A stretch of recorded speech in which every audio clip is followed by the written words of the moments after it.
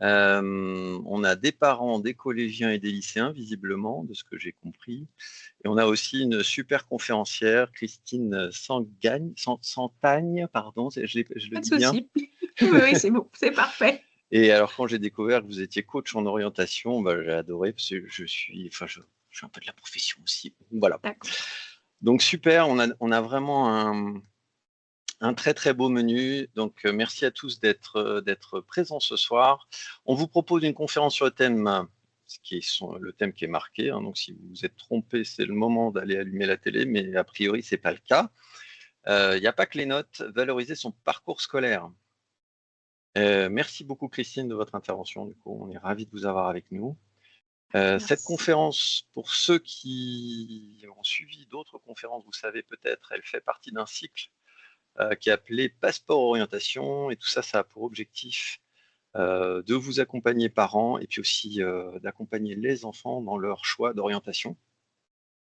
C'est organisé tout au long de l'année par l'appel académique de Versailles et les appels départementales de l'Essonne, du Val d'Oise, des Hauts-de-Seine et des Yvelines.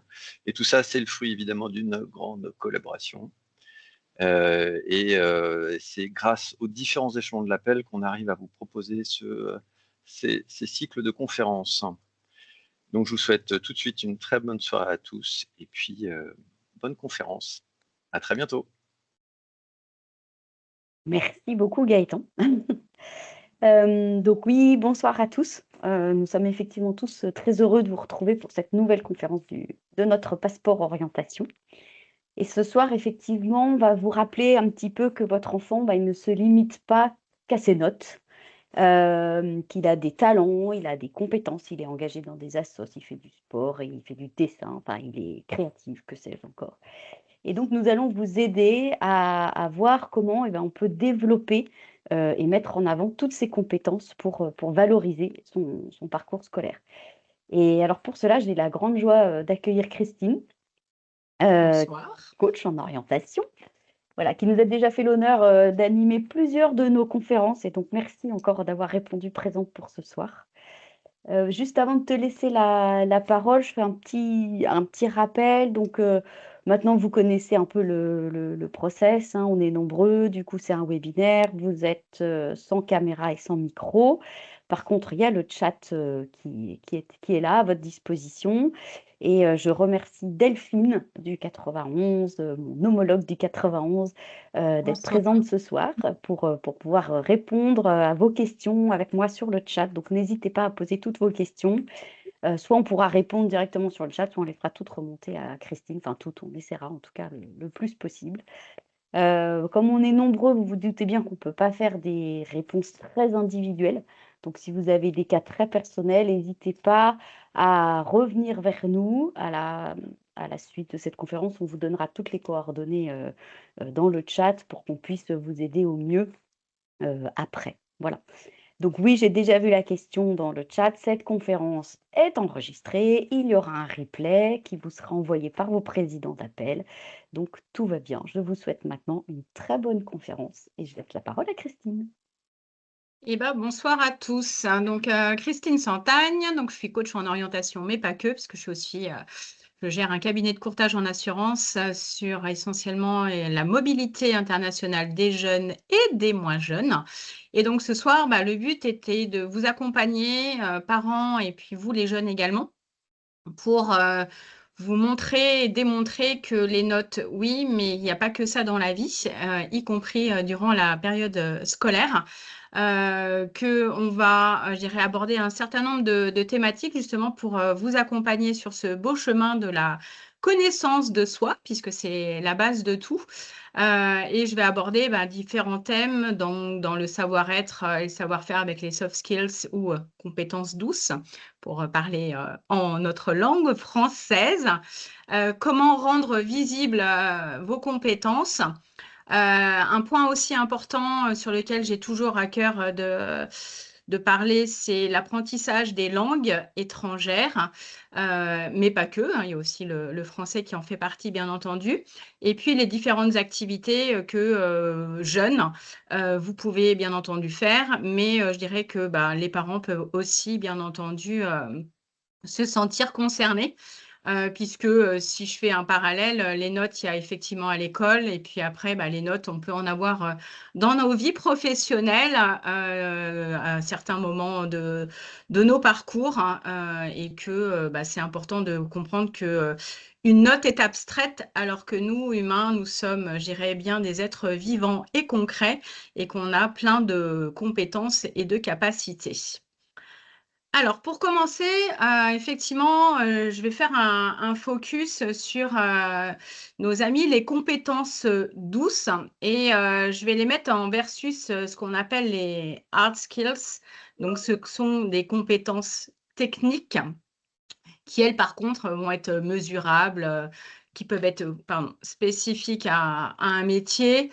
Effectivement, pour faire, je dirais aujourd'hui, le métier de maquettiste, il y a certains, je dirais, logiciels qu'il faut maîtriser. Donc ça, c'est vraiment des compétences qu'on appelle techniques. Ça peut être des diplômes. Donc effectivement, les jeunes qui sont aujourd'hui au lycée et qui vont se focaliser peut-être pour ceux qui sont en terminale sur les formations et autres, pouvoir obtenir un diplôme dans la spécialité, la matière que l'on souhaite. Bon, ça, c'est ce qu'on appelle des hard skills. Et versus ces compétences techniques, nous avons les compétences comportementales qui sont, je dirais, importantes. Alors, visiblement, il ne voyait pas mes slides. Si, moi je les vois très bien. Si? Je Ok. pense qu'il faut que les personnes puissent se déconnecter, se reconnecter pour avoir accès. Ok. Non, parce que comme la dernière fois, on a déjà eu des soucis. Donc voilà, donc ces compétences comportementales que nous avons tous, d'accord, plus ou moins, je dirais, développées ou sur lesquelles on va pouvoir, je dirais, vraiment se concentrer pour les découvrir. On va les retrouver dans nos comportements, je dirais, quotidiens, dans les interactions qu'on va pouvoir avoir avec les autres personnes et puis comment on va, nous, interagir avec notre environnement. Et toutes ces compétences douces, il va falloir, je dirais, accompagner vos enfants à les découvrir, puisque effectivement, à l'école, on va leur faire un certain nombre d'exercices et de choses, mais qu'il n'y a pas aujourd'hui, pour le moment, en tous les cas, je pense que ça va forcément bientôt arriver dans les matières pour le futur, c'est de découvrir aujourd'hui quelles compétences comportementales a votre enfant. Et c'est un exercice que je vous invite à faire, pas que pour vos enfants, mais aussi peut-être vous, parents, de vous poser la question et de reprendre de façon extrêmement ludique la découverte de toutes ces compétences. Donc, c'est important parce qu'aujourd'hui, vos enfants, pour ceux qui sont en terminale, par exemple, quand ils vont avoir la chance de découvrir d'ici quelques jours la plateforme Parcoursup, ils vont devoir partager un certain nombre de choses, hormis les notes et les bulletins, qui vont les concerner eux. Et justement, cette conférence va normalement de pouvoir vous éclairer sur comment accompagner vos enfants pour que cet outil soit bien complété. Donc, c'est vraiment un travail à faire en amont qu'on peut commencer à faire. Il n'y a pas d'âge, je dirais que même déjà au primaire, vous pouvez déjà prendre cette habitude-là. Je vous ai mis, je dirais, les principales compétences. Aujourd'hui, c'est important quand, par exemple, vous avez un jeune qui, le soir, quand il rentre de sa journée de classe, de lui demander comment ça s'est passé et là, pour le coup, ne pas avoir la première question qu'on peut tous avoir, et moi, j'ai pu l'avoir également, ou l'avoir eu de mes parents, c'est est-ce que tu as eu des notes aujourd'hui? Non, c'est plutôt aujourd'hui, comment ça s'est passé? Si pour X raison, ça s'est mal passé, qu'est-ce qui s'est mal passé?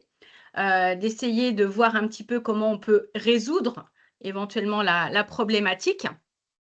de savoir si c'est un problème effectivement de gestion du stress potentiel, de gestion du temps.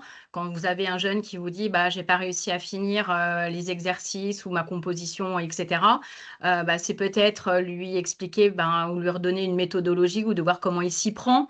S'il a été, je dirais, en panique totale et que forcément ça a pu donner matière à une feuille blanche, ça peut également arriver.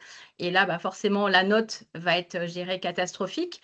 Mais à côté de ça, ça ne veut pas dire que la note est catastrophique, que votre enfant ne connaît pas du tout sa leçon, mais sauf qu'il a eu peut-être un problème de confiance en lui, un problème de gestion de son stress. Et là où il va falloir intervenir avec tact, diplomatie et surtout temporalité et acceptation de cette temporalité, de nouer un dialogue pour, je dirais, pouvoir échanger avec vos jeunes pour essayer de comprendre et d'amorcer des solutions qui soient, je dirais, pérennes dans le temps pour l'accompagner au mieux. Donc ça, c'est vraiment important de bien le comprendre. C'est qu'en plus, vous pouvez avoir des jeunes qui, aujourd'hui, dans le cadre scolaire, vivent de façon assez chaotique leur scolarité. Mais à contrario, quand ils sont à l'extérieur, je dirais, de cet espace scolaire, que ça soit à la maison ou dans d'autres activités, vous allez pouvoir peut-être déployer avec eux et aller à la chasse au trésor de ces jolies compétences douces.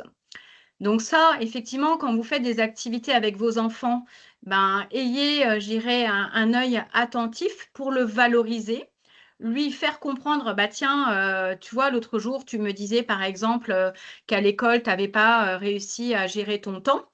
Alors que, par exemple, si vous avez un jeune qui fait, je dirais, de la compétition, qui va avoir, par exemple, si je prends le cas concret de la gymnastique, où vous avez un temps imposé, par exemple, pour tout ce qui est pratique du sol, avec des ensembles à faire, où là, il peut très bien arriver à gérer son temps. Donc, c'est d'essayer de comprendre pourquoi, d'un côté, il arrive à le gérer, quand il a choisi une activité et peut-être pourquoi de temps en temps à l'école, ça se passe mal. Alors que c'est toujours le même personnage, la même personne. Il n'y a pas un enfant X à l'école et un enfant Y à l'extérieur, c'est la même personne, mais suivant l'environnement, les compétences vont être, je dirais, mises en lumière positivement et à contrario, peuvent être complètement éteintes à l'école, complètement ou partiellement en fonction des matières, et d'essayer de faire un petit peu, je dirais, le tri de tout ça et de dire, voilà, peut-être que là, ça se passe mal, mais tu vois qu'à l'extérieur, quand tu choisis, par exemple, une activité que tu aimes faire, ça se passe très bien. Et petit à petit, je peux vous assurer que si vous faites ces exercices de façon, je dirais, alors peut-être pas quotidienne parce qu'on a tous des fois des emplois du temps extrêmement chargés, mais peut-être sous format ludique que 1 ou 2 mots par jour positifs pour essayer de mettre en lumière une de ces compétences douces, que ça soit le jeune qui arrive à le faire aussi pour lui-même, vous en tant que parent, les frères et sœurs, ou toute autre personne qui interagit avec vos enfants quand c'est à l'extérieur de l'école, pour essayer, je dirais, de faire en sorte qu'ils comprennent et qu'ils puissent aussi exprimer de façon extrêmement claire ces différentes compétences. Donc ça, c'est vraiment extrêmement important parce qu'au plus vous allez les habituer à avoir cette vision d'eux-mêmes qu'ils vont avoir vis-à-vis d'eux-mêmes ou que les autres vont leur rapporter, vous allez construire des jeunes qui vont moins subir leur adolescence, la transformation qu'il y a durant cette période-là, leur permettre de les accompagner beaucoup plus sereinement quand ils seront étudiants et bien entendu quand ils arriveront sur le marché de l'emploi. Donc voilà, donc le but, on n'est pas en train de faire un concours de qui a une compétence douce plus que l'autre, etc. Mais c'est vraiment de pouvoir être extrêmement objectif, de montrer aussi la progression. Extrêmement important, par exemple, sur la gestion du temps. Si un enfant, vous vous rendez compte qu'il a du mal, c'est peut-être l'accompagner et de lui montrer que peut-être l'exercice d'il y a 15 jours qu'il faisait en un quart d'heure, du fait qu'il a acquis un peu plus de compétences et de confiance en lui, etc., qui domine, je dirais, les notions qu'il a dû apprendre, il va peut-être mettre plus que 10 minutes. Et de là, vous allez pouvoir lui donner plus de confiance en lui. Et puis, ça sera franchement très positif. Et vous pouvez aussi, vous, en tant qu'adulte et parent, prendre des exemples concrets dans vos quotidiens en entreprise pour voir vous aussi comment vous gérez les choses, quelles compétences douces vous pouvez mettre en lumière et faire un parallèle entre ce que votre enfant a à l'école, ce que vous avez potentiellement dans vos entreprises et à l'extérieur également. Donc ça, c'est vraiment important de bien comprendre qu'on a tous des compétences douces, qui que nous soyons, d'accord, qui sont développées plus ou moins. Et le but, c'est, je dirais, petit à petit, au fil de la vie, au fil des événements et autres, d'arriver à, je dirais, les mettre en lumière et pouvoir s'en servir. Ça veut dire qu'aujourd'hui, par exemple, si je prends l'exemple concret de la créativité, on est tous créatifs à notre façon, d'accord? La créativité, c'est pas juste un artiste, mais typiquement la façon dont vous vous exprimez, la façon, pour ceux qui font par exemple des conférences ou qui vont faire du management, etc., ou même dans d'autres choses, vous allez le faire d'une certaine façon et vous ferez appel à votre propre créativité. Et ça, il faut en être conscient. Et au plus vous allez être agile, habile, vous allez pouvoir, je dirais, mettre en lumière tout ça et aller vous sentir le plus à l'aise possible sans avoir à lutter, je dirais, par rapport à ce qu'on vous demande de faire et aller à l'encontre de ce que vous êtes. La curiosité, typiquement un jeune qui aujourd'hui vous dites il n'est pas curieux, de lui proposer peut-être d'autres façons d'apprendre ses leçons. Si, par exemple, il a des difficultés par rapport à ce que le professeur a partagé, de lui demander quelle autre façon il pourrait, je dirais, utiliser pour apprendre mieux. Ça peut être, par exemple, des vidéos, du travail de groupe, d'aller relire le livre de la matière ou aller lire d'autres livres, aller questionner des gens.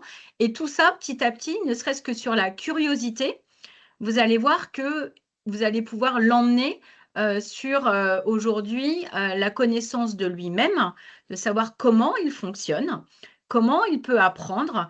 Et rien que cette compétence douce peut l'accompagner sur son chemin de la réussite. D'accord? Donc, ça ne va pas se faire en un jour, ça c'est sûr. Mais voilà, donc ça c'est important de bien comprendre toutes ces compétences et petit à petit, en fonction des âges et des niveaux de vos enfants, de leur faire découvrir. Donc, vous pourrez, aller retrouver l'ensemble de ces compétences dans différents ouvrages, mais elles sont primordiales à mettre en lumière sans stigmatiser. C'est pas dans une fratrie, il y en a un qui est plus créatif que l'autre. C'est peut-être une réalité, mais c'est pas une fatalité non plus. D'accord? Donc ça, il y a effectivement, on a des personnalités qui vont être différentes. Effectivement, celui qui aujourd'hui a un leadership naturel, il a ce talent-là en lui. Les autres peuvent aussi l'apprendre à travers des formations, à travers des exercices, à travers des travaux qui aujourd'hui peuvent être demandés par les professeurs ou en dehors de l'école. Donc ça, c'est important de bien comprendre comment ça se déroule et tout ce que l'on peut avoir déjà au fond de nous et vraiment de le partager, je dirais, aujourd'hui entre les enfants, les parents, les frères et sœurs, les copains, les copines et d'en faire un jeu. Je dirais qu'aujourd'hui, de voir comment vos enfants se voient eux, comment vous les voyez et aussi comment eux vous voient. Parce que peut-être il y a certaines compétences que vous avez dans votre vie professionnelle qui n'ont peut-être pas forcément encore détecté dans le quotidien à la maison. Donc, ça serait important aussi de le faire sous format de jeu et pas de façon, je dirais, stricto sensu, de dire, bon, bah voilà, ce soir, 20 minutes sur les soft skills. Non.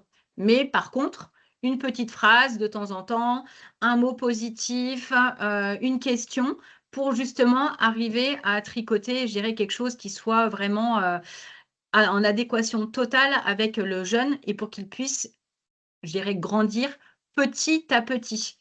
Donc, c'est ce que je disais tout à l'heure, la notion de temporalité, elle est vraiment extrêmement importante pour tout le monde. Parce qu'on est dans une société où il faut tout de suite et tout maintenant.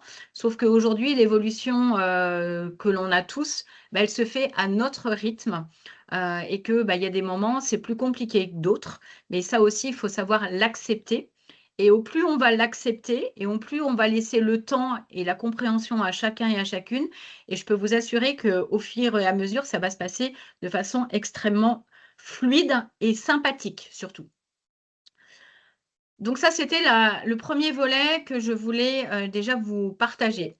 Je ne sais pas si les questions, vous voulez qu'on les fasse à la fin, Véronique?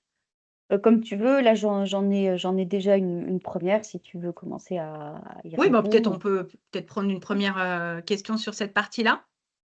Voilà, donc il y a des interrogations sur, déjà, est-ce que, ces compétences douces comme tu nous les as présentées, sont vraiment prises en compte dans Parcoursup quand dans les formations, ils mettent, 100 résultats scolaires?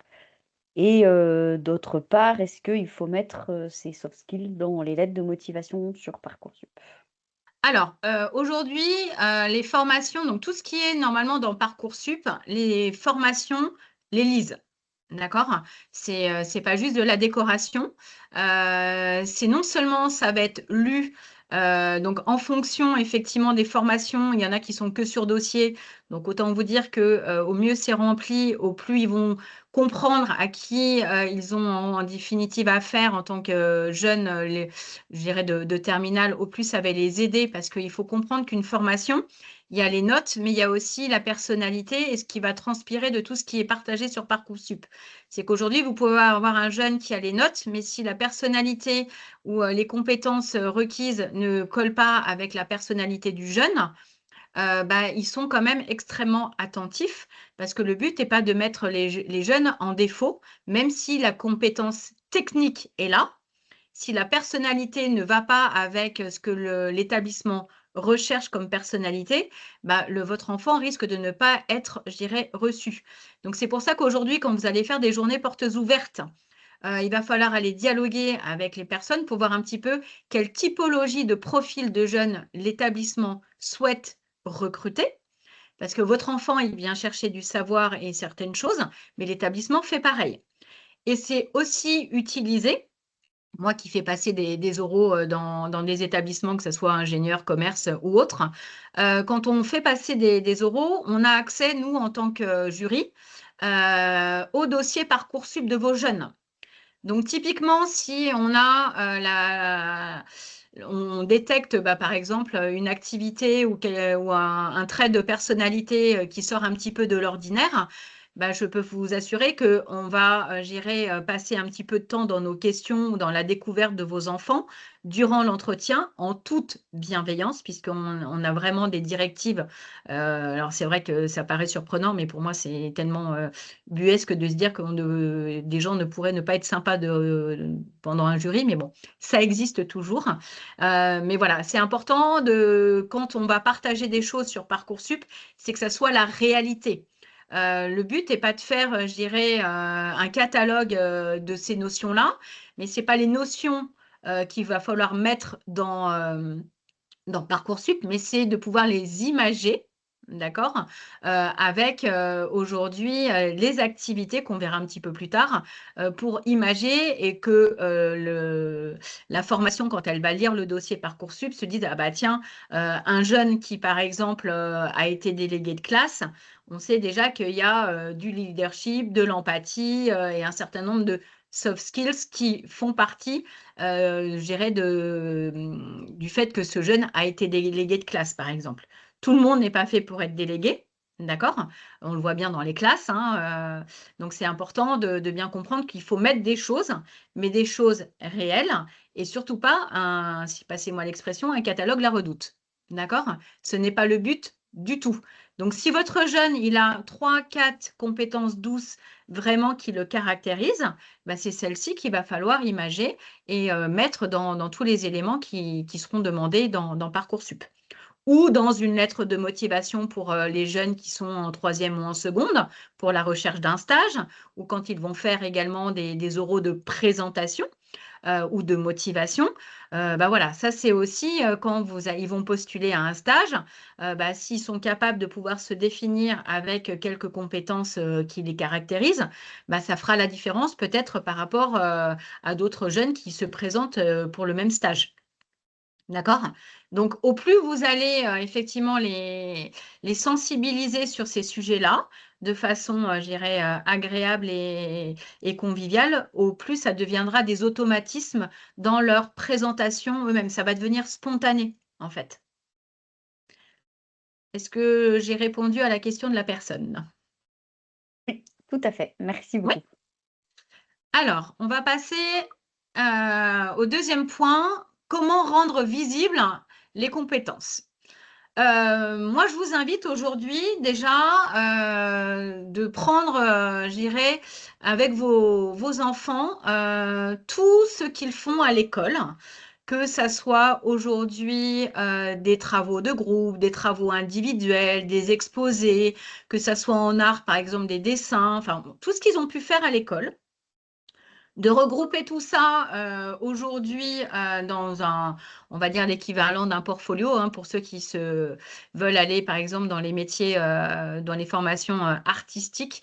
Effectivement, ça va peut-être plus leur parler en termes de vocabulaire. Donc de reprendre tous les travaux qui sont faits à l'école, de voir aussi s'il y a des travaux qui sont faits dans les activités extrascolaires de réunir, bah, je dirais, tous ces jolis travaux pour déjà ben, montrer un petit peu à vos jeunes la diversité de tout ce qu'ils ont fait sur les dernières années. Alors, on ne vous demande pas peut-être de repartir jusqu'au primaire, sauf pour ceux qui, par exemple, seraient beaucoup dans le dessin, dans l'art ou des choses comme ça, de voir peut-être la progression aussi, ça peut être extrêmement intéressant et de voir bah, comment ils ont, je dirais, grandi à travers tout ça et de se reposer quelques instants sur les différents travaux pour voir un petit peu ben, comment ils ont vécu ces expériences-là.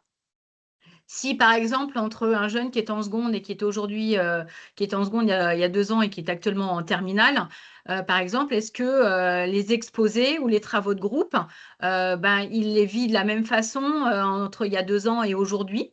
S'il y a des différences, bah, essayer de lui faire mettre le doigt dessus pour lui montrer bah, la progression et quelles compétences douces il a pu voir croître et je dirais faire en sorte que ça soit encore plus bénéfique pour lui de voir peut-être que dans sa gestion du stress, est-ce que c'est dû au fait qu'il est tout seul devant la classe ou peut-être que le groupe, il était mal à l'aise dans le groupe et que versus un autre travail, bah, le groupe était sympathique, bah, ça s'est super bien passé. Bon, bah, là aussi, c'est de voir bah, comment j'interagis avec les autres, comment je vais arriver à gérer ce stress, à gérer peut-être mon élocution en exposé, par exemple. Quand on a, par exemple, aujourd'hui des exposés qui vont demander de plus en plus de temps, bah, comment je gère mon temps si aujourd'hui un professeur donne 3 semaines, un mois pour faire un travail, c'est qu'il attend de vos enfants bah, quelque chose de conséquent. Et bah, la gestion du temps, on l'a vu tout à l'heure, ça fait partie d'une compétence douce. Donc, c'est de voir un petit peu comment l'accompagner et peut-être de lui démontrer que bah, sa gestion du temps, quand c'est quelque chose qu'il choisit, peut-être à l'extérieur de l'école, ça se passe extrêmement bien. Et quand c'est imposé et que peut-être la thématique ne lui plaît pas du tout, et ben là, il est réfractaire et que c'est extrêmement compliqué. Donc, peut-être de voir faire des parallèles pour entremêler le positif et ce qui est le plus pesant pour lui, pour petit à petit l'amener à faire en sorte que quand c'est plus douloureux, ils se mettent dans un état d'esprit de quelque chose qui l'embarque plus pour le faire avancer. D'accord? Mais là aussi, c'est du temps qu'on doit prendre en famille. Donc là aussi, chacun va trouver sa propre organisation, hein. Je ne suis pas là pour vous imposer des choses. Moi, je suis là pour vous éclairer et vous donner des pistes. Donc, il y a le côté effectivement scolaire où ils font beaucoup de choses. Il est important aussi de comprendre dans tous les travaux que je regroupe toutes les matières, y compris le sport, la musique, les arts plastiques ou tout autre, je dirais, par exemple, ça peut être aussi la catéchèse ou tout ce qui se fait à l'école, parce que pour moi, ça fait vraiment partie. Et des fois, les enfants, quand ils sont dans l'institution, peuvent, je dirais, avoir des fois des comportements ou autres qui peuvent être différents suivant les matières. Et pourtant, ça s'appelle pourtant des fois toujours un travail de groupe ou un exposé. Et versus, peut-être qu'en musique, il est tellement passionné que ça passe tout seul, et qu'en physique, c'est beaucoup plus compliqué. Donc, c'est comment arriver à lui démontrer que pourtant, il est toujours le même jeune homme ou toujours la même jeune fille, mais la compétence douce, elle peut être mise à mal ou au contraire être exceptionnel en fonction de ce que l'on a à faire et de la matière. Donc, ça, c'est vraiment important de bien le comprendre. Et pour tout ce qui est extérieur à l'école, donc dans toutes les activités extrascolaires, ça peut être bien entendu du sport ou des sports en fonction, parce qu'on a des jeunes qui font des fois plusieurs activités sportives qui peuvent être collectives ou individuelles. Là aussi, de voir s'il y a des différences dans les compétences qu'utilisent vos enfants qui pourraient être mises en lumière. Tout ce qui va être activité, bien entendu, artistique. S'ils sont actifs dans des associations en faisant du bénévolat ou du volontariat. Et là, je ferai une parenthèse. Par exemple, vous avez un dispositif qui s'appelle le CEC, c'est un dispositif gouvernemental qui est ouvert, qu'un jeune peut ouvrir à partir de 16 ans. Pour pouvoir recenser en fait à l'intérieur toutes ces activités de bénévolat et de volontariat. Et pour vous, adultes, c'est aussi un dispositif que vous pouvez utiliser pour utiliser votre CPF aussi. Donc ça, c'est un dispositif effectivement mis en place par le gouvernement. Mais bon, il n'y a pas d'obligation à faire l'ouverture de ce compte-là, mais ça peut peut-être aider certaines personnes à avoir un endroit dans lequel on va pouvoir mettre ces actions de bénévolat, de volontariat, puisque aujourd'hui, il y a également le service civique. Donc, c'est important de voir dans quel état d'esprit aujourd'hui votre enfant interagit aussi à l'extérieur dans toutes ces activités extrascolaires. Des fois, les jeunes vont spontanément aussi dans ce que je peux accompagner. Par exemple, j'avais une jeune fille l'autre jour qui a une très forte relation avec ses deux grands-mères. Et typiquement, dans l'empathie, dans l'intergénérationnalité, etc., ça, c'est des choses qu'on peut mettre en lumière et ça fait partie des actions extrascolaires que votre enfant peut tout à fait valoriser dans son parcours. Donc, ça veut dire qu'aujourd'hui, il est capable de pouvoir dialoguer avec des adultes bien plus âgés pour diverses raisons et d'essayer de comprendre pourquoi, ce que ça lui apporte, qu'est-ce qu'il apporte lui aussi à ces personnes. Donc, de voir un petit peu comment il se construit à travers toutes ces activités.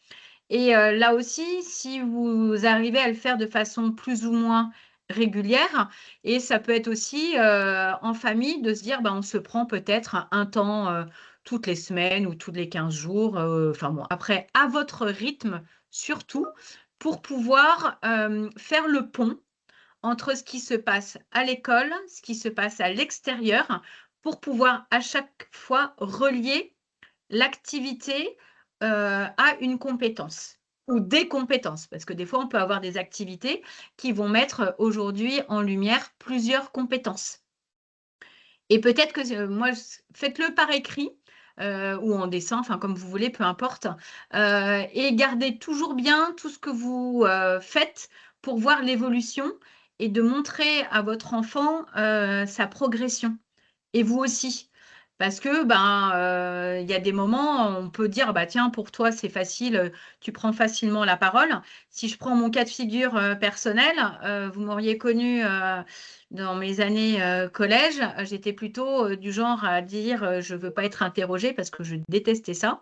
Et puis, à force de travailler, de comprendre, de prendre de la confiance en soi, etc., aujourd'hui, j'ai à cœur de pouvoir animer des conférences, que ce soit comme ce soir en visio ou je dirais en présentiel devant 10, 100, 500 personnes, ça ne me pose plus de problème. Donc, c'est aussi montrer que nous évoluons, nous changeons. Et si on le fait ensemble, moi, je trouve qu'aujourd'hui, ça permet déjà à nos jeunes de voir qu'il n'y a pas de scission entre la vie à l'école, demain la vie étudiante et après-demain la vie professionnelle, que quand ils vont aller faire des stages d'observation en troisième et en seconde, ils verront qu'effectivement, ils peuvent déjà mettre en lumière, ces compétences ou découvrir eux-mêmes des compétences. Et par exemple, dans toutes ces activités, peut-être aussi de faire interagir, par exemple, un entraîneur ou un professeur de musique ou artistique, ou même les gens avec lesquels ils ont été, associés durant les stages, de voir aussi comment eux, ils ont perçu votre enfant et peut-être quelles compétences ils ont pu, aujourd'hui mettre en lumière. Aujourd'hui, c'est très intéressant de voir comment des fois on se perçoit soi et comment on est perçu des autres. Et les autres, c'est la famille, bien entendu la cellule familiale, mais aussi toutes les personnes avec lesquelles vos enfants interagissent. D'accord? Des fois, on peut se dire que il y a un enfant qui a des mauvaises notes, mais ça ne veut pas dire que le professeur ne l'aime pas et n'est pas capable peut-être de voir les compétences qu'il peut avoir. Et au plus on va dialoguer, au plus peut-être en dialoguant, on va se rendre compte qu'il y a des compétences qu'il va falloir travailler pour permettre, si je refais le pont avec les notes, permettre justement à ces notes de potentiellement progresser. Mais ce travail, quand on le fait, de façon, fluide et simple, il a toute sa légitimité et ça permet à vos enfants de grandir, de se faire confiance et de limiter, au maximum le stress. Alors, le stress, on peut toujours avoir de l'adrénaline, etc. et c'est normal et c'est vital là aussi. Mais pour certaines personnes, la dose de stress peut être tellement envahissante que forcément, ça va avoir des répercussions extrêmement ennuyeuses et ennuyantes dans le quotidien de nos jeunes. Donc voilà, donc ça, c'est vraiment la visibilité de ces compétences. Elle se retrouve vraiment à travers toutes ces activités à l'intérieur de l'école et à l'extérieur de l'école. Y compris, je lisais l'autre jour un article sur, quand vous êtes sur un passage piéton, vous allez me dire que vous avez le droit de passer et que vous faites un petit signe de convivial, à l'automobiliste, pour le remercier de s'être arrêté, par exemple. Typiquement, cet acte qui, paraît complètement anodin est, une capacité, très, très empathique de la personne qui a fait ce geste de pouvoir, le matérialiser, entrer en relation alors qu'elle est dans son droit. Donc, ça dénote en psychologie beaucoup de choses. Et pourtant, ce n'est qu'un petit geste. Donc là aussi, des fois, c'est des toutes petites choses. Il ne faut pas aller chercher des choses complètement folles. Et comme je vous le disais tout à l'heure, le but n'est pas de cocher toutes les cases. D'accord? Il vaut mieux identifier celles qui sont peut-être, à plus ou moins travailler, comme la gestion du stress ou la gestion du temps, qui sont, importantes peut-être pour vos jeunes dans leur quotidien, que ce soit à l'intérieur de l'école ou à l'extérieur de l'école, pour justement lui adoucir sa vie quotidienne. Est-ce qu'il y a des questions par rapport à cette partie-là? Oui, il y en a eu, mais on a réussi. Ah, Moi, j'en ai peut-être une, effectivement, qu'on peut peut-être retransmettre comme elle était il y a un petit moment. C'était par rapport au fait que, notamment, de présenter le leadership d'un enfant par le fait qu'il ait été élu délégué. Mais dans oui. le cas où, éventuellement, il s'est présenté plusieurs années, mais malheureusement, il n'a pas été élu, ça ne veut pas dire qu'il n'aurait pas été un bon délégué, mais bon, c'est juste pas lui qui a été élu. Donc, comment est-ce qu'il pourrait mettre en avant ses compétences alors qu'il n'a pas pu, voilà. Alors, en fait, les compétences, elles sont là, sauf qu'il y avait des concurrents et que forcément, ben, c'est comme sur le marché de l'emploi, quand il y a des concurrents, ça ne veut pas dire qu'on n'a pas les compétences, mais peut-être qu'en fonction bah, des années des autres élèves de la classe, il y a peut-être une personnalité qui a plus plu aux autres, mais au contraire, le fait de montrer que votre jeune a persévéré, par exemple, sur le fait que toutes les années, il a voulu je dirais, se présenter en tant que délégué, bah, c'est montrer que déjà, bah, il est volontaire, il est tenace, il n'a pas peur de l'échec. Bien au contraire, c'est une force et qu'aujourd'hui, bah, on ne peut pas gagner à tous les coups et que, au contraire, ça peut tout à fait être extrêmement valorisant et que c'est pas parce qu'il n'a pas été élu qu'il n'aurait pas fait un bon délégué. Des fois, il y en a qui hésitent à mettre parce qu'ils sont, je dirais, second délégué, etc., ou même troisième, parce que suivant des fois la taille des classes ou des dispositifs, ben voilà. C'est aussi de montrer ses compétences, je dirais, artistiques, s'il a fait peut-être un panneau pour, je dirais, présenter sa campagne. Peut-être aussi expliquer, bah, peut-être qu'il n'a pas, je dirais, perdu à vraiment à très peu ou pas. Et là, peu importe en définitive, dans le fait d'être délégué ou au moins de se présenter à cette tâche-là, ça démontre sa volonté, son leadership de vouloir représenter. Et ses compétences, elles sont là. D'accord? Qu'il ait été ou non délégué. Et aujourd'hui, vous pouvez avoir un enfant qui n'est peut-être pas délégué de classe, mais qui va s'embarquer je dirais, dans des causes qui vont vraiment, je dirais, l'animer. Et peut-être que, il peut être aussi moteur de certaines choses, d'événements dans la classe, qui ne relèvent pas forcément du statut d'un délégué de classe. Donc, généralement, ben, ces jeunes-là, faut les inciter à dire, bah, peut-être effectivement, tu n'as pas gagné, je dirais, cette élection. D'accord? Mais on le voit bien si je fais un court parallèle avec la politique, qu'on a quand même en France des politiciens qui sont là depuis pour certains des décennies et qui se représentent quand même malgré tout à chaque fois, même si, je dirais aujourd'hui, ils ne gagnent pas. Donc, faut surtout pas mettre ça de côté, bien au contraire. Et aujourd'hui, je dirais que ceux qui vont lire les informations dans Parcoursup se fichent entre guillemets pas mal de savoir s'il a gagné ou pas son élection. C'est pas grave, mais au contraire, c'est de se dire, bah voilà, il a eu cette envie-là, donc ça fait vraiment partie intégrante de lui. Et on sait que lui, par exemple, il sera embarqué un groupe, une troupe, je dirais, dans le cadre d'un événement ou dans différentes actions qui seront proposées dans le cadre scolaire ou extrascolaire. D'accord? Typiquement, celui qui, dans les activités extrascolaires, emmène toujours peut-être un goûter pour faire plaisir. Bon, bah voilà, ça c'est une preuve d'empathie. C'est une preuve comme quoi il a envie de faire plaisir, c'est qu'il a de l'intérêt pour les autres.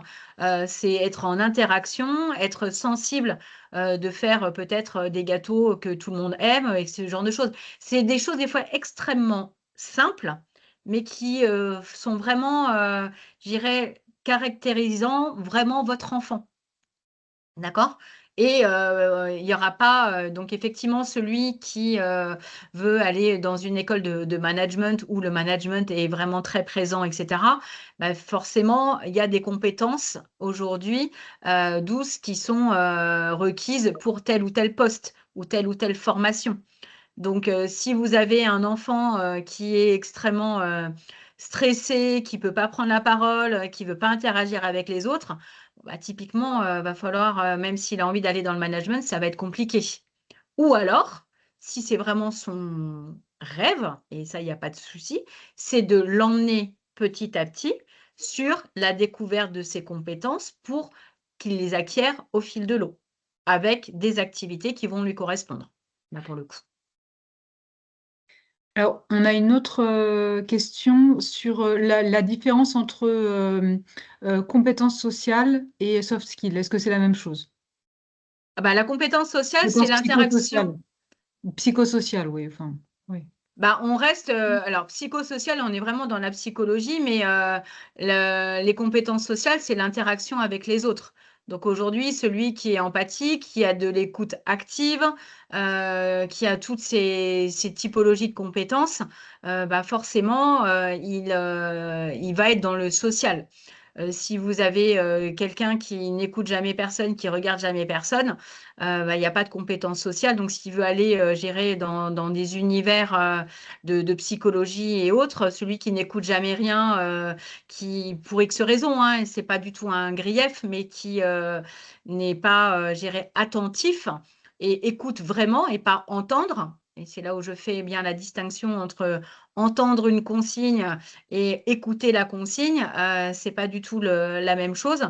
Donc, il faut vraiment une belle écoute active. Et c'est ce qui est aujourd'hui, l'écoute active, elle sert à plusieurs choses. Si je reprends le côté scolaire, bah, ça permet déjà d'ingérer le partage des connaissances du professeur et des autres camarades de classe, d'être en capacité de pouvoir poser des questions, de rentrer en interaction. Et on est vraiment sur des compétences sociales, là, pour le coup.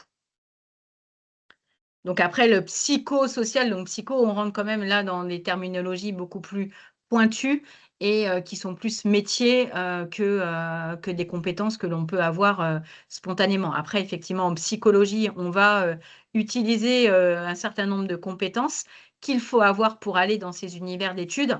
Mais voilà, et ça peut aussi s'acquérir petit à petit. Mais voilà, si effectivement c'est très très compliqué pour vos jeunes, essayez de voir peut-être qu'est-ce qu'ils ont d'autre spontanément comme compétences qui vont ressortir et puis l'accompagner petit à petit sur l'endroit où il veut aller ou lui faire prendre conscience qu'effectivement pour pouvoir aller là où il le souhaite, il va falloir un certain nombre de compétences à mettre en lumière qu'il a ou qu'il a peut-être très très peu, mais de voir comment on peut les dynamiser là pour le coup.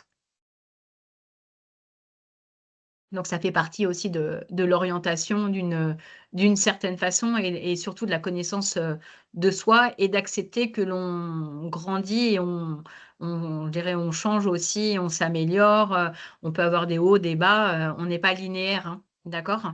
Et il peut y avoir des événements qui font que, bah, certaines compétences peuvent être aussi, bloquées, mises à mal, d'accord? Mais ça ne veut pas dire qu'elles disparaissent, d'accord? On ne fait pas un reset, hein. C'est pas comme un ordinateur avec une clé USB où je supprime tous les fichiers et non, non, ça des fois ça peut, se bloquer. Il peut y avoir des événements de vie, d'accord? Qui vont générer, je dirais, ben, des choses compliquées pour vos jeunes. Bah, là aussi, on essaye, petit à petit, d'enlever, tout ce qui va pas pour refaire, remonter, à la surface la compétence dans toute sa dans toute sa tout ce qu'elle est, pour elle-même et ce qu'elle a toujours été pour votre enfant. Est-ce qu'il y a d'autres questions par rapport à cette, thématique-là? Hem, non, ça va, on peut avancer. Ouais. Alors, un volet important, qui me tient à cœur, c'est l'apprentissage des langues. Alors bien entendu, on est en France, donc l'apprentissage du français est bien entendu essentiel. Mais aujourd'hui, l'apprentissage des langues, c'est aussi, une façon pour vos enfants de pouvoir, s'épanouir, aller, je dirais, ben, découvrir d'autres choses, d'autres cultures, de l'histoire, se découvrir aussi eux-mêmes, des appétences pour éventuellement des apprentissages linguistiques. Et il faut savoir que l'apprentissage des langues, bah, il peut se faire bien entendu à travers les cours qui sont dispensés dans les établissements scolaires. Ils peuvent se faire bien entendu, bah, si vous avez peut-être de la famille ou des amis de langue étrangère, bah, ça peut être aussi des solutions à utiliser. Et parce qu'aujourd'hui, pour certaines personnes, il y a effectivement l'apprentissage des langues, tout le monde pense tout de suite à partir, mais on n'est pas obligé tout de suite de partir. Il y a déjà autour de nous beaucoup de solutions. Donc ça, c'est vraiment important de bien le comprendre. Aujourd'hui, nos jeunes, ils ont pour la plupart accès à des séries, voire des podcasts même en langue étrangère, la lecture de tout des œuvres, je dirais, quelles qu'elles soient, dans plusieurs langues, que ce soit, je dirais, sous format livre ou électronique et autres. Ça peut être aussi avec des échanges avec, je dirais, des cultures différentes qu'ils vont retrouver dans leur ville ou dans leur quartier, etc. Puisque aujourd'hui, quand on n'a pas la chance de pouvoir partir, si vous allez dans les missions locales, dans les mairies, il y a forcément des associations qui sont mises à disposition pour les étrangers dans lesquelles on va leur apprendre le français en tant que langue étrangère. Donc forcément, ces gens-là venant apprendre le français, c'est qu'ils parlent une autre langue et que c'est aussi un moyen de pouvoir découvrir leur culture et apprendre leur langue, puisqu'on a aujourd'hui en France énormément, je dirais, de diversité de ce côté-là. Ça peut être aussi d'aller typiquement au musée et quand vous prenez un audio guide, au lieu de le prendre en version française, vous le prenez en version étrangère. Ça peut être aussi ça quand vous êtes, je dirais, fan d'art, etc. Vous pouvez mêler l'apprentissage de l'art et d'une langue étrangère aussi en même temps. Enfin, il y a plein de petites subterfuges qui sont extrêmement importants parce que, en fait, pour vos jeunes, ça va en dire long sur beaucoup de choses dans leur façon d'apprendre, dans leur curiosité, qui est une des soft skills sur lesquelles je parlais tout à l'heure, mais aussi de pouvoir interagir et surtout d'avoir de vraies, belles, solides compétences, puisque c'est important de comprendre qu'aujourd'hui, même des jeunes qui vont rester en France, s'ils ne maîtrisent pas deux langues, ça va être extrêmement compliqué pour leur avenir. Parce qu'aujourd'hui, je dirais, il y a plus de 70% des postes qui seront proposés avec la compétence linguistique à minima de l'anglais, voire même d'autres choses.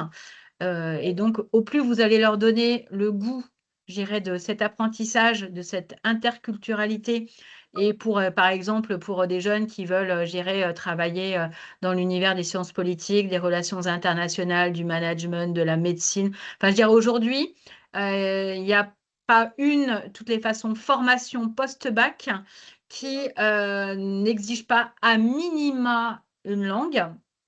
Et normalement, c'est 2, sauf au niveau des BTS où en fait, on conserve l'anglais, sauf en commerce international où il y a 2 langues qui sont obligatoires.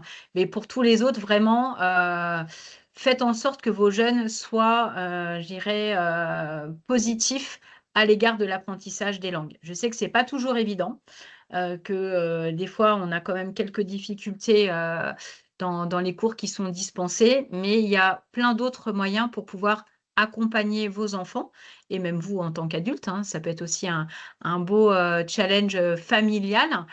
Et puis après, pour ceux qui effectivement ont la chance d'avoir des établissements qui organisent des voyages scolaires, je dirais remercier déjà le corps professoral qui aujourd'hui permet ces voyages, puisque c'est aussi un bon moyen de pouvoir aller visiter un autre pays, de mieux connaître, je dirais, c'est les élèves de la classe, la relation avec les professeurs est aussi très valorisante et peut changer aussi une vision d'un élève vis-à-vis d'un adulte et vice-versa. Vous avez aussi tout ce qui est séjour linguistique. Donc, pour ceux et celles qui aujourd'hui seraient intéressés, comme je vous le disais en introduction, dans mon autre métier, je travaille depuis plus de 30 ans avec un certain nombre d'organismes. Il y a par exemple le label de qualité l'Office, dont l'appel national et partenaire. Donc, vous allez sur l'office.org, vous allez retrouver un certain nombre d'organismes. Pour ceux qui auraient des projets très particuliers, vous pourrez, si vous le souhaitez, j'irai me questionner, je pourrais vous donner des noms d'organismes en fonction des projets. Pour ceux qui sont en seconde, sachez que depuis que le stage de seconde est devenu obligatoire, vous pouvez tout à fait aujourd'hui aller faire via des organismes votre stage de seconde à l'étranger. Donc, ça peut être aussi un bon moyen de faire, je dirais, ce stage-là avec de l'anglais, par exemple, pour que ça soit le plus efficace possible et de mêler, je dirais, plusieurs compétences et élargir votre potentiel de connaissances aussi. Pour certains qui ont des établissements aussi très ouverts sur la dimension internationale, vous pouvez aussi aller faire des trimestres, des semestres, voire des années à l'étranger. Je fais une petite parenthèse pour ceux qui auraient des enfants qui, des fois, seraient un peu en souffrance avec le système scolaire français. Si vous avez la possibilité des fois de leur faire une expérience dans un pays avec, anglo-saxon avec un autre fonctionnement, je dirais de cours, ça peut des fois être un bon moyen de déblocage aussi, de faire comprendre à vos enfants que en fait, c'est pas, lui entre guillemets «le souci», mais peut-être le dispositif français scolaire qui ne lui convient peut-être pas à un instant T et à travers cette expérience, lui redonner, je dirais, une vision positive de ses compétences, de ce qu'il est lui, et de lui faire mettre en lumière toutes ses compétences, parce qu'il faut savoir que dans les pays anglo-saxons, les soft skills, c'est ce qui est vital, c'est ce qui intéresse, je dirais, avant tout les établissements et également les recruteurs que là-bas, on recrute une personne avant de recruter un diplôme. D'accord?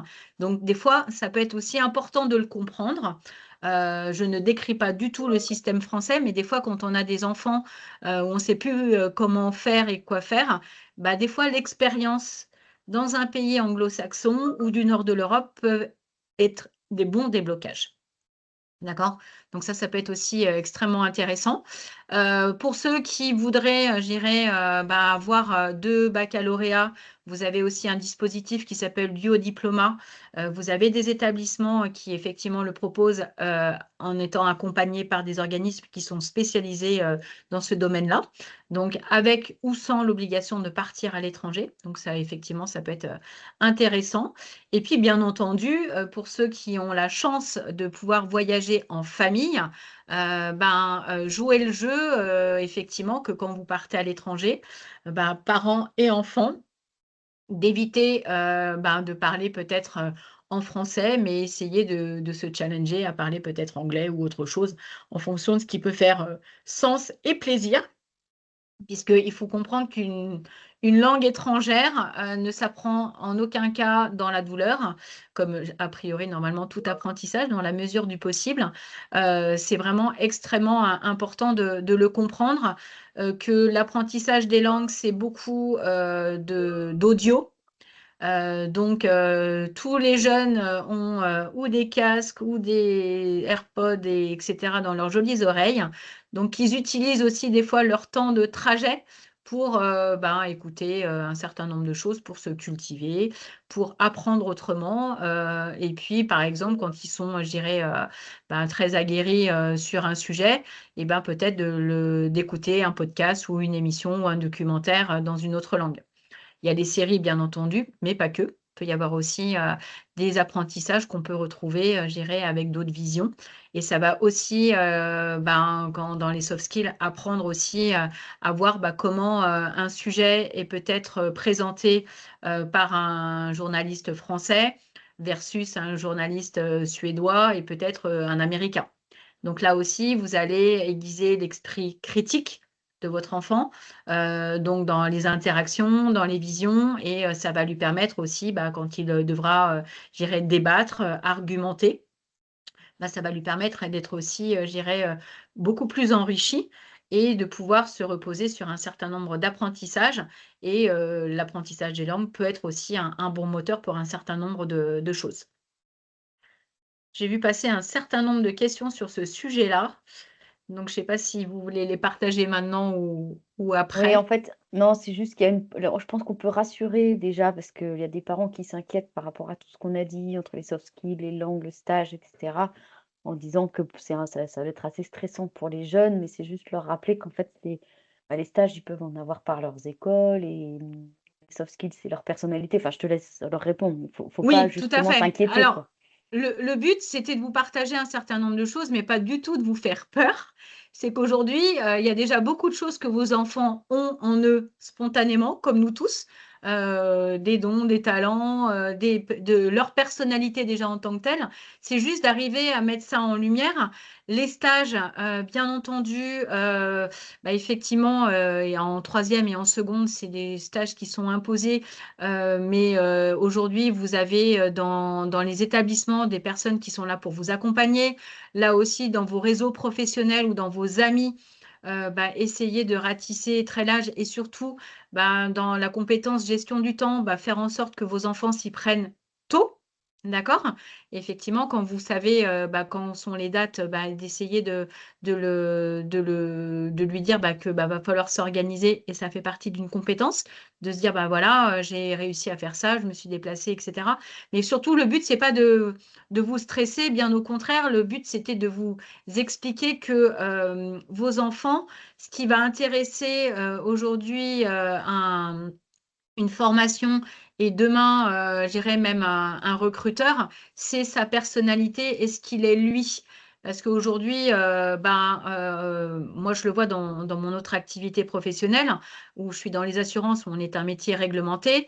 Il m'est arrivé sur les 3 derniers postes de recrutement d'embaucher des gens qui n'avaient pas du tout de diplôme dans les assurances, mais j'ai recruté des personnes avec une personnalité et des compétences douces dont j'avais vraiment besoin et je les ai formés à travers des formations professionnalisantes.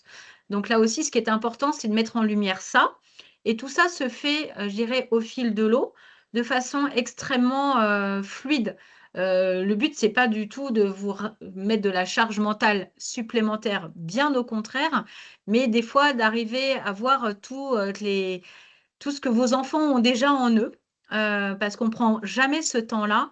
Et de se dire aujourd'hui peut-être un mot par semaine pour valoriser ou par jour, ça peut être extrêmement sympathique et enrichissant pour que petit à petit, il se rende compte que quand il aura besoin de remplir son Parcoursup, ça va venir tout seul en définitive, parce qu'il aura regroupé tout ce qu'il a déjà fait. Vous allez partager ensemble quelles sont les différentes compétences qu'il a déjà acquises et qui peut-être peuvent être encore même améliorées, mais il a toute la vie aussi devant lui pour le faire. Et on sait très bien que quand on recrute un jeune en formation post-bac, que ce n'est pas un adulte d'une cinquantaine d'années. D'accord? Donc les gens sont aussi conscients de tout ça et c'est pas, comme je le disais tout à l'heure, on ne fait pas la course à celui qui va en mettre le plus. Il faut rester sincère, faire des activités qui parlent à vos enfants. Là aussi, si on ne fait pas du bénévolat parce que toute la classe fait du bénévolat. Si votre enfant, ça ne lui parle pas du tout, peut-être qu'il va pouvoir faire autre chose à sa façon pour arriver au même endroit que les autres copains et copines. Donc, il faut vraiment être respectueux des envies aussi de vos enfants, qui des fois peuvent être un petit peu surprenantes, je peux vous l'accorder, mais s'ils le font spontanément et que c'est leur choix, ils vont le faire vraiment à 100%.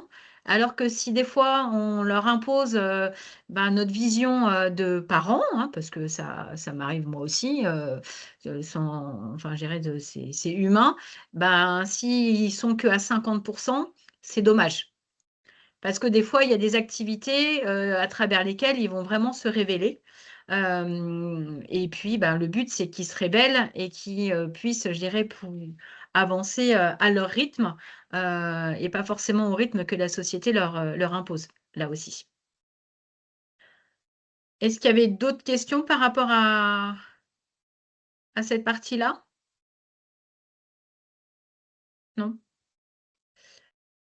Non, ça va. Alors, Oui, excuse-moi. oui. Est-ce que tu peux juste revenir sur la formation du haut diplôme, s'il te plaît? Parce qu'ils n'ont pas très Alors, bien. la formation du haut diplôme, vous avez des organismes type WEP, JEV Langue, enfin dans ceux que je connais en tous les cas, qui permettent en fait à des jeunes, dès la seconde, de se préparer à passer un double bac. Donc, généralement, ça se fait avec les États-Unis. Donc, vous avez la différence, par exemple, entre les deux organismes. Donc, c'est quelque chose qui peut être fait soit à l'école si l'établissement adhère et le propose, soit aussi à l'extérieur tout seul. Donc, si vous avez, alors, ça, c'est quand même fait pour des enfants qui sont extrêmement bien organisés, d'accord, qui aujourd'hui veulent, je dirais, pour X raisons, avoir ce double bac pour aujourd'hui aussi élargir leur façon d'apprendre, puisque dans le haut diplôme, par exemple, avec l'organisme web où on n'est pas obligé d'aller aux États-Unis, mais ça se fait en cours à distance, le jeune va choisir des matières, d'accord, dans lesquelles il veut, je dirais, ben, se spécialiser, par exemple. Donc, si je prends un exemple concret, un jeune qui serait en seconde, et qui ben, aurait pris comme spécialité pour la première et la terminale SVT, physique et puis histoire géopolitique. Bah, à travers le haut diplôme, il aura bien entendu toute la partie anglaise, enfin langue linguistique, et puis aussi des cours qui seront forcément en anglais. Dans ces matières-là, par exemple, s'il a choisi, mais il peut choisir de l'art, de la philosophie, etc. Et par exemple, quand je disais tout à l'heure des jeunes qui ont quelques soucis des fois avec le système français, ça peut aussi être une autre façon de leur montrer comment on apprend avec un dispositif étranger. Donc, JEV, par exemple, aujourd'hui propose de faire une partie aussi de cet apprentissage aux États-Unis, donc en fonction d'un certain nombre de mois dans des internats ou dans des familles d'accueil. Donc là, chaque organisme a son fonctionnement. Ça peut se faire à partir de la seconde et de la première. Je ne le conseille vraiment pas de commencer en terminale parce que là, je dirais, la charge est quand même extrêmement lourde. Et le but, c'est qu'ils réussissent quand même d'avoir ce double bac à la fin. Donc ça, c'est important de bien le comprendre. Donc ça, ça peut être une piste, d'accord, mais qui n'est pas faite là aussi pour tout le monde. D'accord? Donc ça, c'est vraiment important de le comprendre. Si vous voulez avoir des informations plus précises, ben, vous pourrez me contacter ultérieurement. Je vous en donnerai avec grand plaisir et je pourrai vous mettre en relation avec des organismes si vous le souhaitez. Voilà, pour que si ça peut répondre à certaines interrogations, certains besoins, en tous les cas, de famille. Il y avait Parfait. une question Merci. peut-être. Pardon. Véro, tu veux en poser une ou j'enchaîne? Il y avait une question sur dans Parcoursup, le jeune doit-il ou peut-il mettre un CV dans lequel il y a toutes ses activités extrascolaires, ses originalités, sa personnalité? Alors, il n'y a Euh, pas de CV, il y a des rubriques. Il y a des rubriques activités, il y a des rubriques qui peuvent être des lettres de motivation, ce genre de choses. Le but, c'est de raconter une histoire. En fait, c'est pas du tout passez-moi l'expression catalogue la redoute.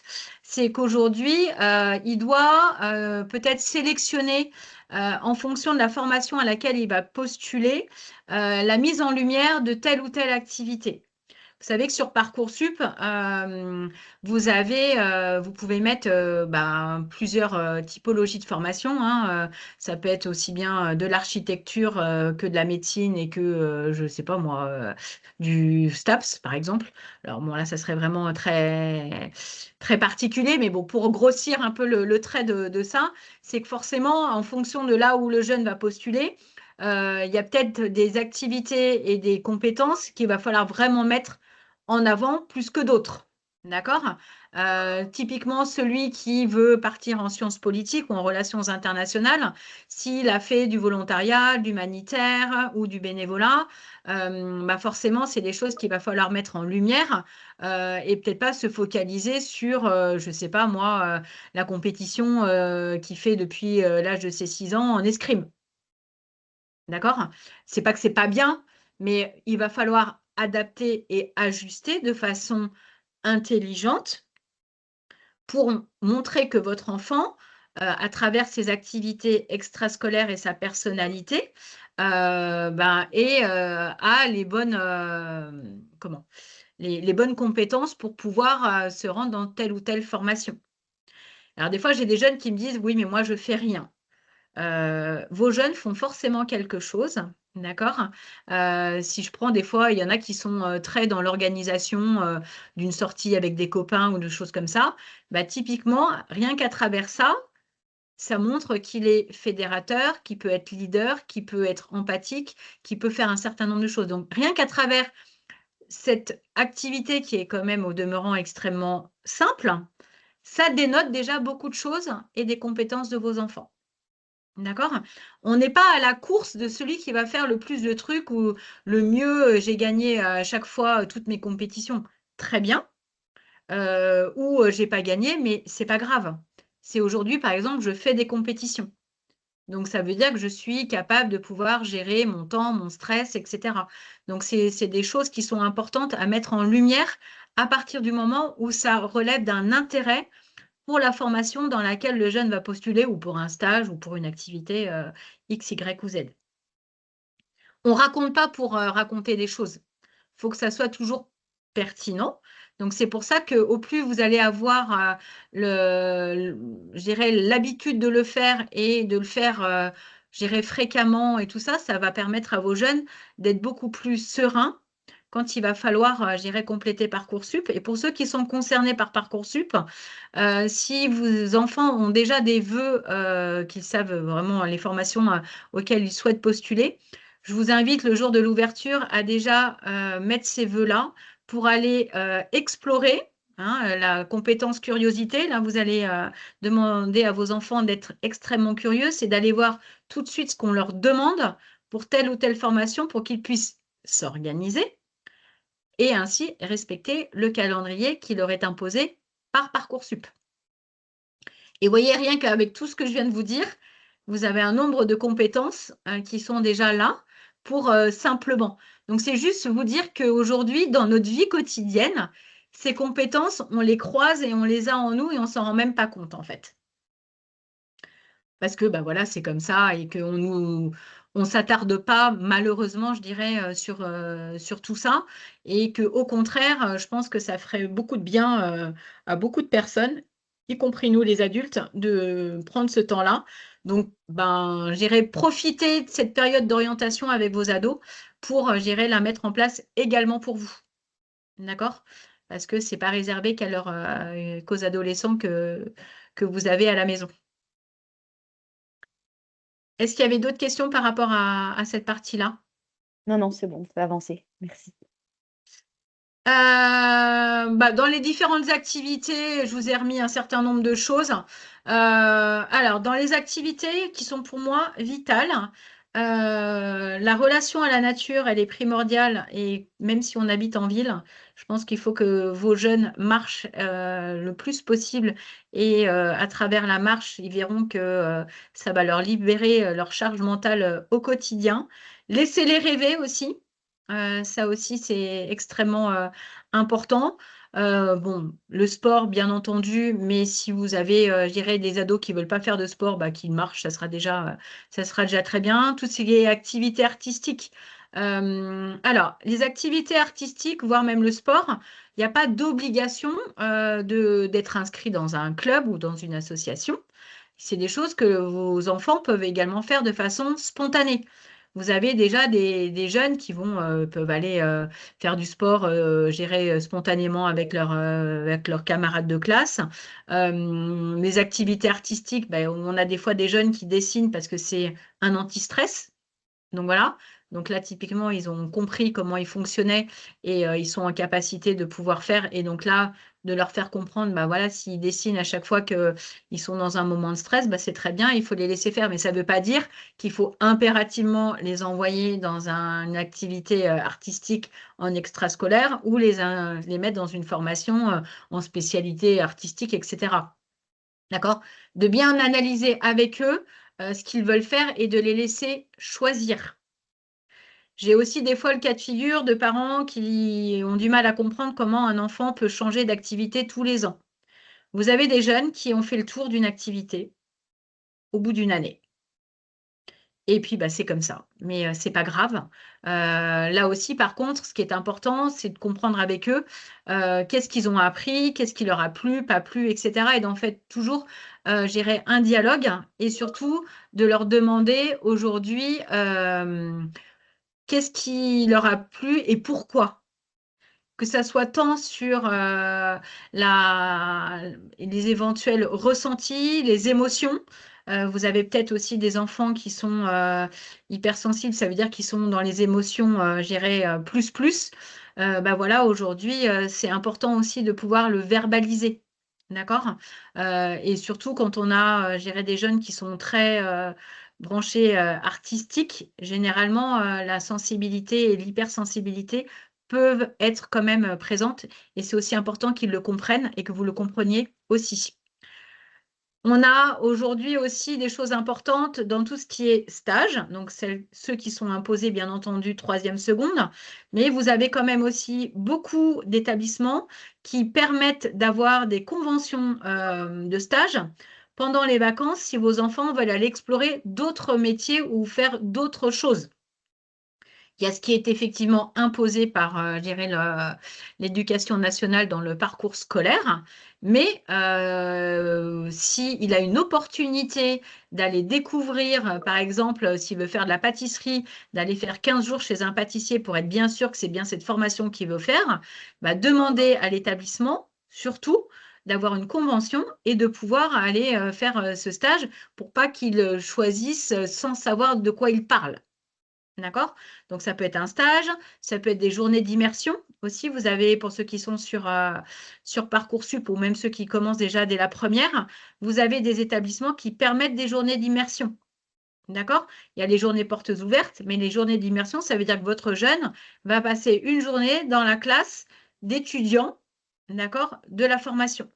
Donc là, ils vont pouvoir se rendre compte un petit peu, bah, c'est quoi l'ambiance, comment le corps professoral enseigne, etc. Et ça va lui permettre aussi de pouvoir grandir et dire, bah oui, c'est fait peut-être pour moi ou pas du tout. Et là aussi, il va beaucoup apprendre sur lui. D'accord? Donc, discussion avec des professionnels. C'est important de bien comprendre qu'aujourd'hui, en tant que parent, ben, vous avez beaucoup de gens autour de vous dans le cadre de vos activités professionnelles, dans le cas aussi à travers vos amis, la famille, etc. Donc, quand vous avez des jeunes qui se posent des questions sur, je dirais, tel ou tel métier, ben, ouvrez-lui votre réseau déjà. Ouvrez-lui aussi, j'irai la curiosité d'aller échanger peut-être avec les parents de ses copains et copines pour savoir ben, ce que font les parents. Parce que généralement, quand on pose la question, ben, on ne sait pas forcément. Il y a aussi des sites qui existent pour dialoguer avec des professionnels. Voilà, donc ça, c'est vraiment important. Et pour ceux qui auront plus de 16 ans, moi, je les invite très rapidement à à se créer un compte LinkedIn pour entretenir le réseau et pouvoir continuer d'échanger avec les jeunes et les personnes qu'ils auront, croisées dans le cadre de leur stage ou dans les discussions qu'ils peuvent avoir à droite et à gauche. Un point important aussi, et ça, je dirais que cet entraînement-là, il n'est pas valable que pour ceux qui sont, en terminale avec le grand oral ou qui vont aller, aujourd'hui faire des présentations dans des écoles et des choses comme ça. S'entraîner à se présenter ou pour les travaux de groupe, d'accord? C'est extrêmement important. Et au plus on s'entraîne, au plus la gestion du stress va se gommer, d'accord? Donc oui, peut-être qu'elle va être, je dirais, à 100% sur les premières fois. Et puis, si ça devient une routine, vous allez voir que ça va s'amenuiser et vous allez faire gagner en compétences vos enfants. Et aussi, pour ceux qui vont aller passer des entretiens, que ça soit pour un stage, hein, dès la troisième, seconde, et puis pour ceux qui vont aller passer des oraux, je dirais grand oral, mais oraux aussi pour différentes formations en post-bac, trouver sa tenue. Ça veut dire qu'aujourd'hui, alors, se renseigner déjà ce qui est demandé par l'établissement. D'accord? Donc ça, c'est un fait. S'il y a effectivement des choses qui sont imposées, voilà, c'est déjà c'est respecter là aussi la consigne. Et par contre, trouver avec votre enfant une tenue dans laquelle il va être confortable. Parce qu'il n'y a rien de pire pour un jeune qui déjà n'a pas forcément l'habitude d'être peut-être dans ce typologie de tenue. Si je prends par exemple l'univers de l'hôtellerie-restauration, pour aller passer les entretiens, les jeunes filles, elles sont en tailleur et les garçons, c'est costume, cravate, etc. Donc c'est vrai que vos jeunes n'ont peut-être pas l'habitude. Donc si c'est des choses qui sont imposées, ben, faites-les répéter avec cette tenue-là pour que le jour J, bah, ça ne soit pas, je dirais, une souffrance supplémentaire. Il y en aura déjà assez avec, je dirais, les épreuves et au plus vous allez pouvoir les aider, les accompagner, au plus ça sera fluide pour eux et ça va mettre en lumière, ils vont comprendre que, en fait, on peut arriver à dompter bah, des fois des choses qui sont complexes en soi, juste par de l'entraînement. Je fais toujours le parallèle avec la musique et le sport. Quelqu'un qui commence à faire de l'athlétisme, il ne va pas faire un 500 mètres tout de suite ou un marathon. Par contre, l'entraînement, il est adapté petit à petit et on progresse, on grandit et on y arrive. Et ben pour le reste, c'est exactement la même chose pour se préparer. Donc sur cette découverte, on y va petit à petit et vous verrez que tout va se passer pour le mieux possible. Donc ça, c'était vraiment un panel de choses, mais soyez attentifs au choix de vos enfants, puisque le choix des activités extrascolaires en dit très, très long sur la personnalité de vos enfants. D'accord? Comme aujourd'hui sur les activités, les jeux auxquels ils jouaient quand ils étaient petits. Donc, quand ils étaient vraiment dans cette période vraiment de l'enfance, insouciance, où il n'y avait pas de calcul, ou etc. C'est un vivier pour voir un petit peu qui sont vos enfants et vers quoi potentiellement ils peuvent tendre dans leurs activités, je dirais, de formation et professionnelle pour la suite. Je vous laisse mes coordonnées si vous avez besoin de me joindre. J'ai un site internet, une adresse mail, un numéro de téléphone. Je serais ravie, pour ceux qui le souhaitent, de répondre à peut-être d'autres questions ou s'il y en a qui ont besoin d'accompagnement particulier, il n'y a pas de souci. Mais voilà, donc j'espère que je vous ai surtout pas fait peur ce soir, parce que c'était vraiment pas le but là pour le coup. Mais ce que je veux vous dire, c'est que aujourd'hui, la communication, l'interaction que vous allez, je dirais, vraiment initier de plus en plus avec vos enfants sur ces thématiques-là, vont enrichir tout le monde. C'est vraiment le plus beau des cadeaux en ce début d'année que vous pouvez tous vous faire pour, je dirais, bah, apprendre à mieux vous connaître et même nous à nous connaître.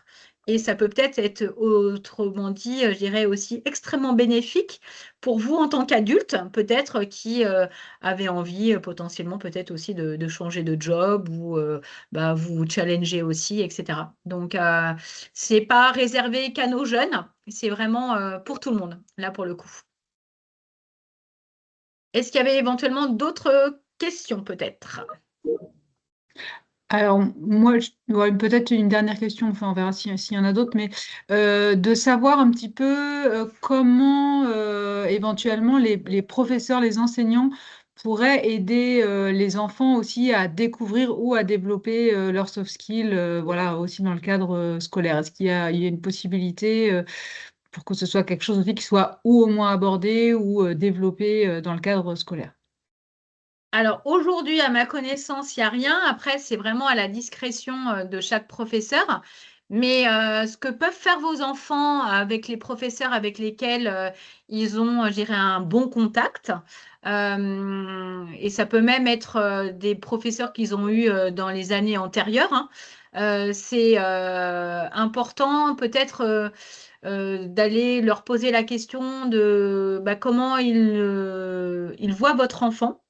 Donc, justement, peut-être que, comme je le disais tout à l'heure, la note n'est pas là, mais au contraire, ils ont perçu de votre enfant, bah, gérer telle ou telle compétence.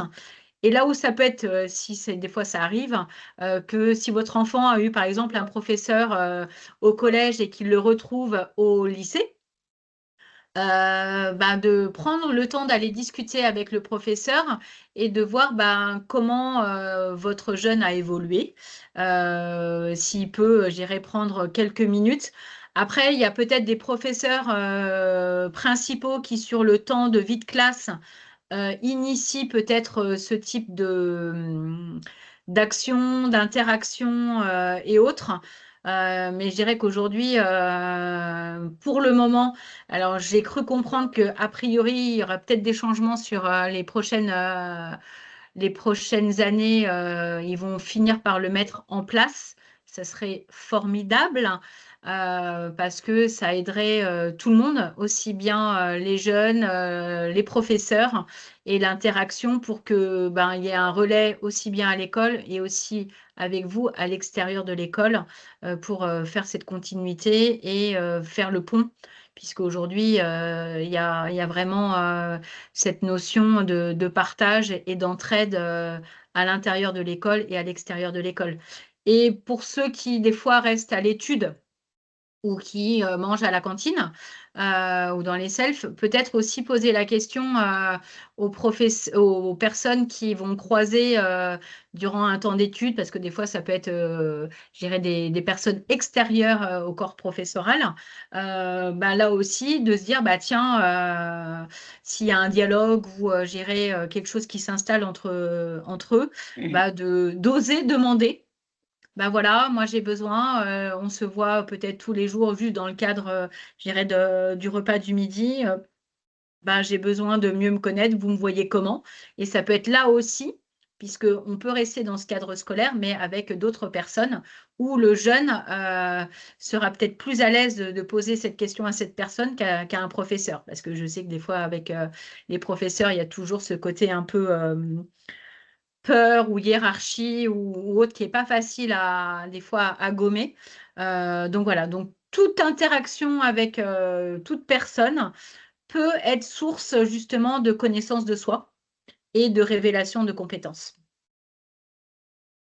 Et l'exemple que je vous prenais tout à l'heure sur le post que j'ai vu l'autre jour sur LinkedIn sur le geste qu'on fait sur un passage piéton pour dire merci à un automobiliste, honnêtement, je vous aurais jamais imaginé que c'était aussi révélateur en psychologie pour l'empathie et ce que ça reflète chez une personne. Donc, comme quoi, c'est des choses extrêmement simples. Donc, il faut juste être attentif et prendre un petit peu de temps régulièrement et pas le faire, je dirais, 1 heure d'un coup parce qu'il faut le faire. Non, c'est vraiment quand vous avez envie et quand tout le monde est concerné, en fait. Donc voilà, est-ce qu'il y a d'autres questions peut-être? J'en ai une dernière pour les enfants qui ont des difficultés d'apprentissage, tu vois, des troubles 10, des troubles de l'attention, etc., pour qui les parcours scolaires sont toujours compliqués. Voilà, est-ce que valoriser les compétences douces, c'est suffisant pour eux? Comment est-ce qu'on peut plus les aider dans leur orientation, etc. Quand ils ont Alors, déjà toutes ces difficultés qui sont des freins, quoi. ouais, alors effectivement, les freins qu'ils ont, ils sont vraiment liés à la typologie et au système scolaire français qui, je dirais, comme on écarte tout ce qui est spontané et nécessaire à ces enfants-là. Moi, depuis le début de l'année, là, je fais du bénévolat justement dans un établissement privé qui regroupe que des jeunes avec des entre guillemets, je déteste ce mot de trouble parce que pour moi, c'est des humains comme les autres, sauf que ils ne rentrent pas dans la case du système d'apprentissage français. Mais que quand on les prend comme ils sont et qu'on trouve les bons mots et même les postures, c'est-à-dire pas forcément assis sur une chaise, mais debout, allongé, enfin tout ce qu'on veut, etc. Moi, je vois qu'aujourd'hui, l'apprentissage se fait très bien.